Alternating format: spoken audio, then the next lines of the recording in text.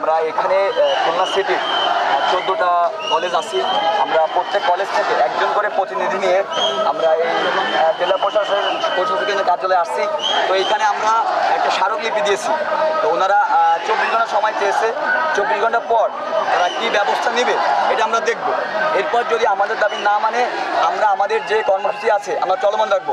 কারণ আপনারা দেখছেন এই যাবৎকাল প্রত্যেকটা যে পরীক্ষা আছে পাবলিক পরীক্ষাগুলো, এগুলো কিন্তু আপনার 6 মাস ধরে হয় না, 1 মাস 1.5 মাসে শেষ হয়ে যায়। তো এই পরীক্ষাগুলো কিন্তু আপনার 1-1.5 মাস 2 মাসের বেশি হয়ে গেছে। আমাদের অ্যাডমিশন আছে, আর আমরা তো ইন্টার 3 বছর ধরে করবো না, তাই না? আমাদের সবারই ভবিষ্যৎ আছে।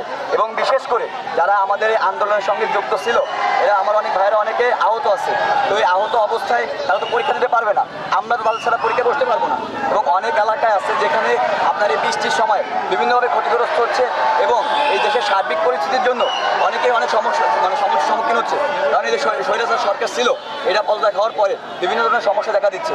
এখন আমরা কোনোভাবেই এই পরীক্ষায় পরীক্ষায় বসতে চাই না। আমরা চাই আমাদের এইচএসসির যে রেজাল্ট আছে ম্যাপিংয়ের মাধ্যমে আমরা একটা রেজাল্ট চাই। আমরা অটোবার চাই না, আমরা ম্যাপিংয়ের মাধ্যমে সুন্দর একটা রেজাল্ট চাই।